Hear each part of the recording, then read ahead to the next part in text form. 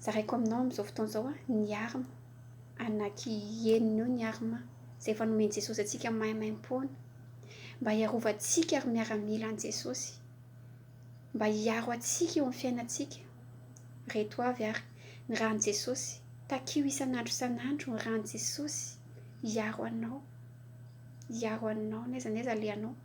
Manaraka izany ny tenin'Andriamanitra, vakio isan'andro ny tenin'Andriamanitra, fanilo manazava ny lalanao, ifikiro ny teny fikasan'Andriamanitra. Fahatelo, maro ny teny fikasana amin'ny baiboly mangala ray isan'andro. Tia fikirako ty Andriamanitra androany, hoentiko ty amin'ity journée ty androany, ary tena hiaro anao Andriamanitra.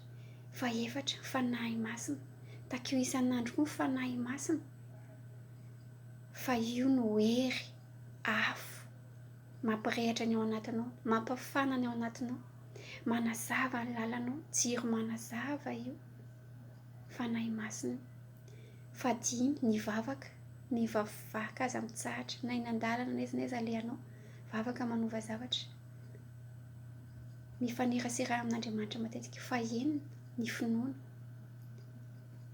rehefa manana finoana ianao, aoka hitombo ny finoanao, takio amin'Andriamanitra mba hitombo ny finoanao, fa mafindra tendrombohitra ny finoana na dia kely aza.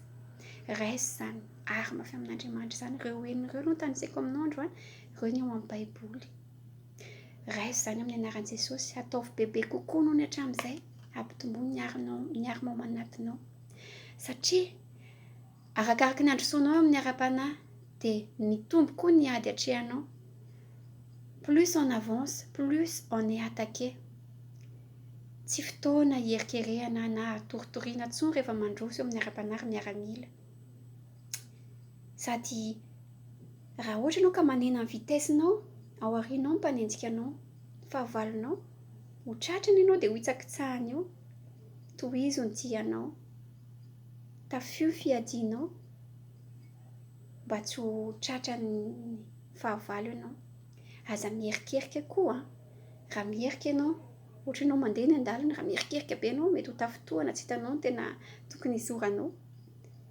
Fa fixe les yeux vers Jésus, jereo ny destination anao, jereo ny objectif anao, na sain'i Jesosy nataonao hinavy miaramila, na sain'i Jesosy nataonao ataovy zany Jesosy mbanjiny. Raha ohatra hoe kian'ny olona ianao na amin'ny zavatra tsara ataonao aza, dia ataonao makivy anao ve zany? Fantatrao fa izay ilay fanafiana, fantatrao fa izay ilay hoe entin'ny lalana. Tsy voatery mora ny fiainana. Izay ilay ampahirizan'i Jesosy anao androany hoe raha misy zavatra miseho amin'ny fiainanao, aza kivy, ireny ilay ady hatrehany ireny. Izay ahatongavanao ery amin'i Jesosy ery aloha atao, fa faty antoka izany hoe zavatra mandalo io no akivy anao hialanao amin'i Jesosy. Maty antoka, miaramila an'i Jesosy, tafiadiana tsara, mafy tsara izany miaraka amin'ny herin'Andriamanitra. Imagineo koa hoe mandeha amin'ny lalan-tera anankiray ianao hoe ato amin'ny ilany ato antsana, ato amin'ny ilany ato antsana. Teo ny mortel, izay ilay lalana mankany an-danitra. Tena hoe mahintsy, sady tery no sarotra no antsana daholo anankiroa manodidina. Mila mijery an'i Jesosy ianao ozy ny tenin'Andriamanitra amin'ny Hebreo 12:12, mijery an'i Jesosy tompo ny finoantsika.